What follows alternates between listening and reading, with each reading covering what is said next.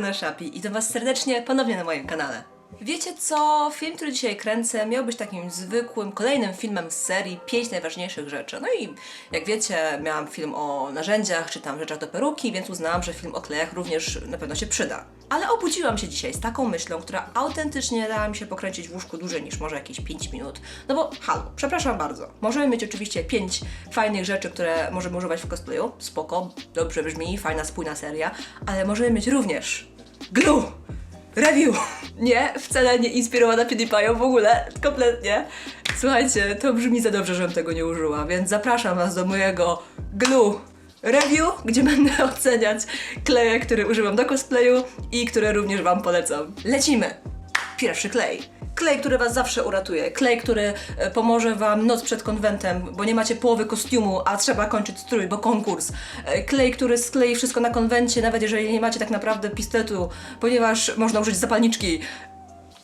Klej, który zrobi wszystko za was. Klej na ciepło. Trochę dramatyczne wejście, nie? Ale to jest naprawdę klej, który mi ratuje życie, odkąd zaczęłam bawić się w cosplay. Ten klej oczywiście ma swoje wady i zalety, więc nie będę mówić, że to jest coś, czym skleicie wszystko, autentycznie wszystko w stroju. Wielu cosplayerów tak sądzi, po czym spada z rowerka, zwłaszcza przed konkursami cosplay, kiedy coś im odpada, więc pozwólcie, że wytłumaczę, kiedy używamy, a kiedy nie używamy kleju na ciepło. Na pewno możecie nim skleić duże powierzchnie, więc w przypadku, gdy macie jakieś duże płyty, na przykład drewna, czy plastiku, które chcecie ze sobą złączyć, to klej na ciepło oczywiście wam to złapie. Nie mówię, że nie ma innych odpowiednich klejów do tych materiałów, ale klej na ciepło da sobie radę. Klej ten sklei na przykład plastik, tkaninę, materiały, gąbkę, piankę Ewę, czasem nawet jakieś odlewy z żywicy. Oczywiście on naprawdę ma bardzo duży zakres tego, co może złapać, ale jest jedna podstawowa zasada. Klej ten nie radzi sobie dobrze z rzeczami, które są bardzo gładkie. Na przykład więc to będzie szkło, jakiś bardzo gładki plastik, na przykład rurki PCV, często nie trzymają się przy kleju na ciepło i coś, co cosplayerzy cały czas robią i autentycznie nie wiem, czemu to robicie, ale czyli przyklejają różne elementy klejem na ciepło do ekoskóry czy skaju. Do takich materiałów klej na ciepło nie złapie, po prostu nie złapie. Musicie zabezpieczyć to w jakiś inny sposób, czy klejem do skóry, czy na przykład właśnie jakimś wkrętem, czy jakąś pineską, czymkolwiek, co po prostu połączy to w inny sposób niż po prostu klej na ciepło. No bo klej na ciepło nie złapie, nie ma takiej opcji. Jest jeden mały sposób, jak sprawić, żeby klej na ciepło lepiej trzymał się powierzchni gładkich. Jest na przykład zeszlifowanie jej papierem ściernym lub zrobienie małych nacięć nożykiem. No bo jakby najważniejszym problemem pomiędzy połączeniem właśnie powierzchni gładkich a klejem na ciepło jest fakt, że te powierzchnie są zbyt gładkie, więc nie ma tam jakby żadnych drobinek, do których klej może się przyczepić. Klej na ciepło jest również relatywnie tani, ponieważ możecie kupić do niego pistolet już nawet za jakieś 20-30 zł, mój kosztował może jakieś 50, więc to nie są ogromne pieniądze. Dodatkowo wkłady do pistoletu mogą kosztować też również bardzo mało. Ja zazwyczaj kupuję je w paczkach po jakiś kilogram, 2 kg i kosztuje to mniej więcej 50-70 zł. I taki zapas starcza mi naprawdę na parę kostiumów. Pamiętajcie jednak, gdy używacie kleju na ciepło do swojego kostiumu, żebyście koniecznie, błagam, ściągali nitki z kleju z waszego stroju przed tym, jak udacie się na rundę jury. To jest notoryczna praktyka, że cosplayery nie czyści swojego kostiumu z tych mini pajęczych nitek, które tworzą się właśnie podczas używania pistoletu, no bo ten klej się ciągnie i te nitki gdzieś zostają, po czym przychodzi w takim onitkowanym stroju do jury i ja tylko siedzę tam z tyłu bez słowa i zbieram te nitki z ludzi, bo nie chcę być niemiła i mówić, ej, sorry, zostawiłeś klej, ale z drugiej strony no to też nie wygląda dobrze. Więc jeżeli już go używacie, to ja was błagam, czyście te stroje później. Klej na ciepło lubi się lać, zwłaszcza jeżeli pistolet jest z gorszej jakości, więc często można zobaczyć na stroju właśnie jakieś ciapy z kleju, czy jakieś właśnie takie wystające brzegi, które wychodzą spod jakiegoś elementu, który przyklejaliście. I to nie jest fajny look, to nie jest spoko. I polecałabym raczej używanie go w bardzo małych ilościach lub właśnie takich elementów typu scenografia, czy jakieś wnętrza propsów, coś, czego raczej nikt nie będzie oglądał z bliska. Pamiętajcie również, żeby nie używać kleju na ciepło do styrodoru czy styropianu, ponieważ zwyczajnie ten materiał będzie się rozpływał pod temperaturą, jaką ma ten klej. Podsumowując, jest dość tani, szybko klei, dość trwale klei i możecie nim kleić naprawdę sporą ilość materiałów. Ale po drugiej stronie możecie się nim poparzyć, no bo wiecie, klej na ciepło. Więc hello, więc jest on gorący, dodatkowo jeszcze nie do końca klei wszystko tak jakbyście chcieli, właśnie te powierzchnie gładkie, nitki są wszędzie i są po prostu lepsze kleje. Więc jaka będzie moja ocena tego kleju? Ja daję taką 8 z serduszkiem ze względu na fakt, jak długo się przyjaźnimy z tym klejem i jak wiele pistoletów odeszło pracując ze mną. Kolejny klej. Klej, bez którego ja osobiście nie wyobrażam sobie klejenia pianki Ewy. Klej, który przeżył ze mną tyle konwentów, tyle lat. Klej, który skleił moje palce, jak i również moje życie. Czyli kropelka. A tak na serio, to faktycznie kropelka to jeden chyba z najstarszych klejów, które używam do robienia strojów. Chyba nawet dłużej niż hot glue. Można go kupić autentycznie wszędzie, jest pod różnymi nazwami, od jakiejś, wiecie, super glue, po kropelki właśnie, po jakieś typowe kleje cyjanokrylowe, cokolwiek, naprawdę. Klej sekundowy to jest to, czego szukacie. Sklei Wam naprawdę wiele różnych rzeczy. Na przykład świetnie poradzi sobie z plastikiem, ze szkłem, z porcelaną, z rzeczami z modeliny, rzeczami z pianki Ewy. Świetnie klei również różne elementy do ekoskóry. Oczywiście ekoskórę z ekoskórą również świetnie sklei. Z czym sobie nie radzi, to na przykład tkaniny i materiały. Tkanin naturalnych raczej w ogóle się nie złapie, a tkanin sztucznych, jakichś poliestrów, złapie się tylko w taki sposób, że po prostu je stopi i zrobię takie brzydkie, ciemne plamy. Nie polecam go również do klejenia rzeczy typu peruki, jakieś włosie właśnie z peruk, czy na przykład elementy, które muszą być naprawdę bardzo wytrzymałe, jak na przykład jakieś rzeczy przy butach, czy rzeczy przy ciężkich propsach, ponieważ ten klej jest świetny do klejenia bardzo małych, drobnych elementów, ale już przy jakichś większych, ciężkich rzeczach może sobie nie poradzić. Dodatkowo ten klej jest trochę niebezpieczny. Ja wiem, cosplayerzy lubią żyć na krawędzi, you do you, ale muszę Was ostrzec przed tym, że naprawdę możecie sobie zrobić krzywdę, jeżeli na przykład ten klej trafi do oka lub po prostu za mocno skleicie sobie skórę. A teraz prośba od cioci Szapi, ja Was proszę, błagam Was wręcz, nie używajcie kropelki do klejenia czegokolwiek do Waszej skóry, do Waszego ciała, a zwłaszcza do twarzy i oczu. Ktoś pewnie może mnie teraz nazwać hipokrytką, ponieważ ej Szapi, przecież kiedyś sama to robiłaś. Właśnie. Dlatego, że to robiłam i mam teraz na swojej skórze, na twarzy blizny po tym, jak to robiłam. Dlatego Was teraz proszę, żebyście używali mojej mądrości i nie powtórzyli tego błędu. A może to jest pomysł na jakiś nowy filmik, na przykład moje największe cosplayowe fuck-upy. A było ich sporo, więc kto wie, może powstanie. Ale wracając do kleju. Skleję Wam wszystko strasznie szybko. Klej sekundowy, ma to sens. Również połączenie jest bardzo mocne, zwłaszcza między takimi elementami typu pianka, plastik, właśnie skóra i plastik.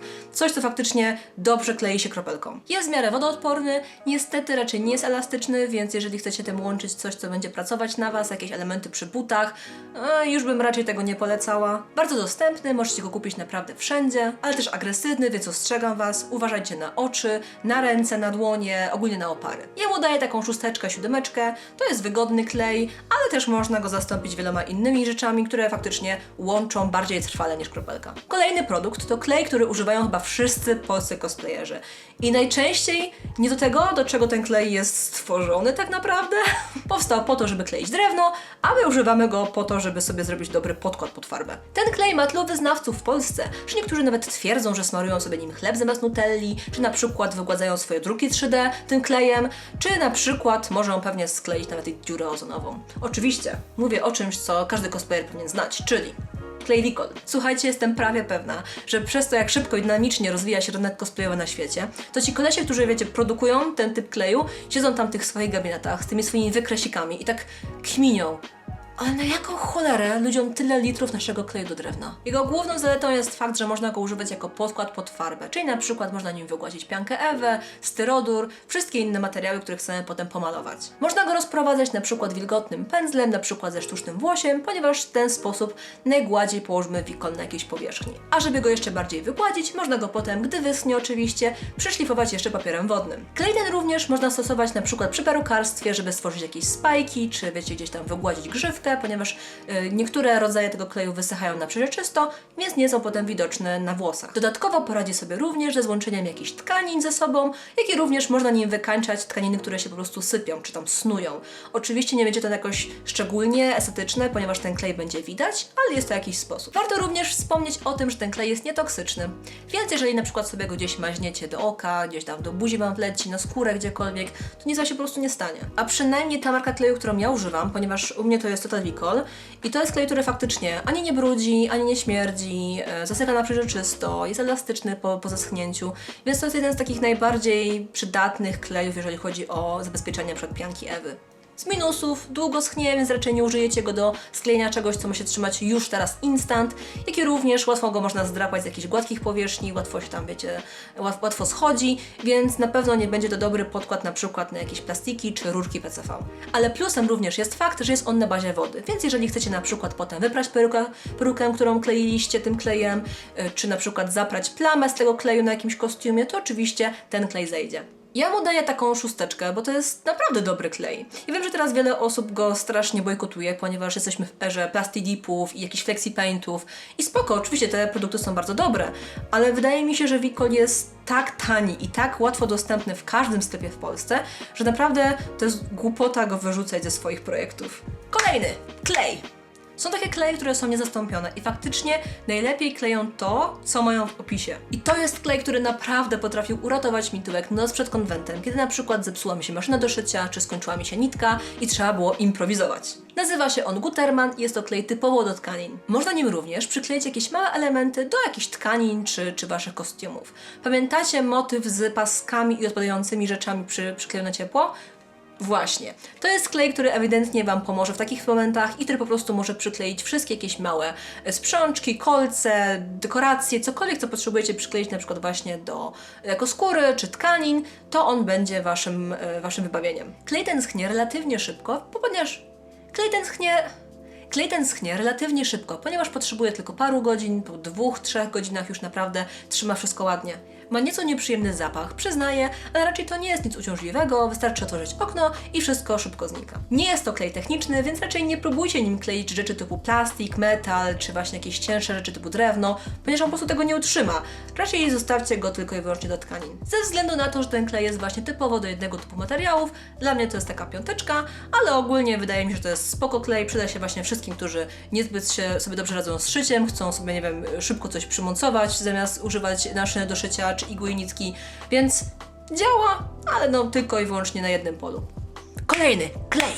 To jest produkt, który odkryłam dość niedawno, ponieważ nie do końca byłam pewna, co ja mogę tak naprawdę nim kleić, ale kiedy już zrozumiałam, jak bardzo potrzebowałam go w swoim życiu, to klej w sprayu jest niezastąpiony. Ogólnie rzecz ujmując, nazwa klej w sprayu tak naprawdę tłumaczy już wszystko, ponieważ przez to, że ten klej jest w aerozolu, możemy po prostu go położyć na duże powierzchnie jednym ciągiem. Jest to produkt, który działa nieco na zasadzie kleju kontaktowego, czyli musimy położyć go na obie powierzchnie, które chcemy ze sobą złączyć, po czym nieco odczekać, no i na końcu właśnie je złączyć. Choć przyznam się Wam, że ja raczej nie stosuję tego w taki sposób, po prostu kładę klej na jedną z powierzchni i potem przyklejam do tego na przykład jakiś materiał. Ogólnie najczęściej stosuję ten klej, kiedy na przykład potrzebuję okleić piankę Ewę jakąś ekoskórą czy jakimś materiałem. Dzięki temu, że klej jest w sprayu, możemy nałożyć bardzo cienką warstwę właśnie na piankę, równomierną warstwę, więc gdy nałożymy potem na to tkaninę, nie ma widocznych jakichś, wiecie, bulw czy jakichś wybrzuszeń, po prostu wszystko gładko się przykleja. Klej ten trzyma bardzo mocno, ja go strasznie lubię, zwłaszcza właśnie przy pracy z tkaninami, ale nie polecam go do przyklejenia na przykład właśnie ciężkich elementów, znowu plastik, drewno, metal, on tego raczej nie do końca utrzyma, więc do tego przydałyby się już jakieś naprawdę cięższe kleje. A z minusów zapach będzie uciążliwy, jak i również podczas nakładania tego kleju możecie się spodziewać, że będzie on wszędzie na waszej podłodze, więc polecam robić to na jakimś kartonie czy gdzieś na zewnątrz, żeby nie pokleić sobie wszystkiego dookoła. I ponownie daję 5, ponieważ jak wspomniałam, ten klej świetnie nada się do jednej techniki, czyli łączenia dużych powierzchni razem ze sobą, ale przy jakichś punktowych łączeniach czy czymś właśnie bardziej precyzyjnym, raczej nie. Więc po prostu warto go mieć, ale nie będzie on jakoś szczególnie pełniał waszego życia. Kolejny klej. Tym razem zajmiemy się klejem, który nie do końca jest moim ulubionym. Ja raczej staram się od niego trzymać z daleka, ale przyznaję, że naprawdę czasem się przydaje. Może szczerze mówiąc śmierdzieć, może być bardzo ciężki w użytkowaniu, ale kiedy chcecie złączyć coś naprawdę bardzo, bardzo mocno, to ten klej kontaktowy, świetnie się do tego przyda. To jest klej, który najczęściej używa się na przykład przy pracy szewca, ponieważ on jest stosowany głównie do naprawy butów. Ale cosplayerzy oczywiście używają go do wszystkiego innego, łącznie z pianką Ewa, z plastikami, z tkaninami i również nawet z perukami. Klej ten działa na takiej zasadzie, że należy nałożyć go na obie powierzchnie, które chcemy ze sobą skleić, taką cienką warstwą, poczekać aż ta warstwa nieco wysnie, będzie taka, wiecie, lekko lepka i wtedy można ją ze sobą skleić. Plusem tego kleju jest fakt, że on daje Wam więcej czasu do pracy, ponieważ on nie zasycha aż tak szybko jak na przykład kropelka. I w ten sposób możecie skleić bardzo dużo elementów naraz, ponieważ wystarczy, że każdy z nich nałożycie na niego troszkę kleju, poczekacie i wtedy hurtowo można wszystko ze sobą łączyć. Łączenie jest elastyczne, ale równocześnie bardzo mocne, więc fajnie jest go na przykład używać przy piance czy przy jakichś propsach. Minus jest taki, że ten klej bardzo brudzi, zwłaszcza na przykład jeżeli chcemy go używać na tkaninach, jak i również ciężko się go szlifuje. W przypadku na przykład kropelki, kropelka zasycha dość twardo, można ją potem przejechać dremelem czy papierem ściernym, natomiast klej butapren będzie taki ciągle lekko gumiasty, więc nie do końca jest go łatwo na przykład zeszlifować z pianki. No i według mnie jego największa wada to jest to, jak on strasznie śmierdzi. On naprawdę absolutnie śmierdzi i jeżeli ktoś chce go używać na przykład gdzieś w zamkniętym pomieszczeniu, to okna. Po prostu otwieramy okna, bo bez tego możecie się naprawdę mocno nawdychać strasznego syfu. Klej ten złapie na przykład piankę, tkaniny, gumę, plastik, praktycznie większość rzeczy może być właśnie sklejona butaprenem. Ja mu dam taką 8, ponieważ ten klej naprawdę bardzo mocno trzyma różne wiązania, naprawdę bardzo różnych materiałów, ale absolutnie śmierdzi, więc dla mnie praca z nim jest strasznie uciążliwa. Ostatni klej. Najlepszy zostawiłam na koniec, moi drodzy. Słuchajcie, to będzie wisienka na torcie, to będzie crème de la crème, to będzie odkrycie mojego roku, to będzie klej E6000. Ja absolutnie kocham ten klej. To jest naprawdę jedna z najlepszych rzeczy, jaką Ameryka dała światu. Oczywiście oprócz hamburgerów i Jenny Marbles.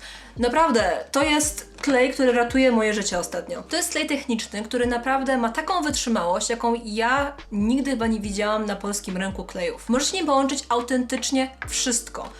Materiały, plastiki, drewno, metal, szkło, porcelana, wszystko, o czym tylko możecie pomyśleć, ten klej naprawdę złapie. Przy okazji schnie on na przeźroczysto, jak i również jest elastyczny i wodoodporny. Ma on również dość mocny zapach, ale nie jest on aż tak uciążliwy i chemiczny jak w przypadku budaprenu. No i również jego największą wadą, oprócz tego, że lekko śmierdzi, jest fakt, że nie można go kupić w Polsce. Trzeba go ściągać z zagranicy, jest on na przykład w Anglii, z tego co pamiętam, bo raz kupiłam go w Anglii, więc zostaje nam tylko Amazon i ściąganie go właśnie z jakąś opłatą za wysyłkę. Jest to naprawdę świetny klej i bardzo Wam go polecam. Wiem, że on również wyszedł w formie na przykład kleju typowo do tkanin, czy kleju do koralików, do ozdób, więc jest masa różnych rodzajów tego kleju i każdy z nich trzyma bardzo, bardzo mocno. Przyznam szczerze, że ja naprawdę szukałam wad tego kleju. Serio, bo chciałam, żeby ten filmik był taki szczery i wiecie, nie przesłodzony z tym klejem, ale autentycznie nic nie znalazłam. Więc w takim wypadku ja mu daję 10. To jest król naszego dzisiejszego filmiku, więc jeżeli szukacie naprawdę wytrzymałego kleju do wszystkiego, E6000, polecam, kocham, miłość. Słuchajcie, chyba nagrałam najdłuższy materiał swojego życia, bo kamera tam pokazuje mi godzinę 50 materiału. Ja nie mam pojęcia, jak ja to zrobiłam i jak ja to potnę. Mam nadzieję, że Was nie zanudziłam, ale z drugiej strony również chciałam przedstawić każdą wadę i zaletę tych materiałów, ponieważ wiem, jak to jest przydatne i ważne, zwłaszcza dla osób początkujących. No i teraz po seansie takiego filmu możecie spokojnie pójść do jakiegoś sklepu budowlanego i wiecie dokładnie, jakich klejów potrzebujecie. Ja Wam bardzo dziękuję za oglądnięcie mojego glue review. I mam nadzieję, że te recenzje Wam się przydadzą, że filmik był fajny i mimo tego, że starałam się być śmieszna, nie wyszło żenująco. Trochę słaby ze mnie komik, ale miałam dobre intencje, więc naprawdę jeszcze raz dziękuję serdecznie za oglądanie. Tutaj macie inne moje filmiki, a tu możecie na przykład mnie subskrybować, czy zostać moim patronem. Pamiętajcie o tym, że kolejne filmy wychodzą co środę, więc koniecznie wpadnijcie mnie odwiedzić. I do zobaczenia kolejnym razem w kolejnym filmiku, więc pa! Buźka!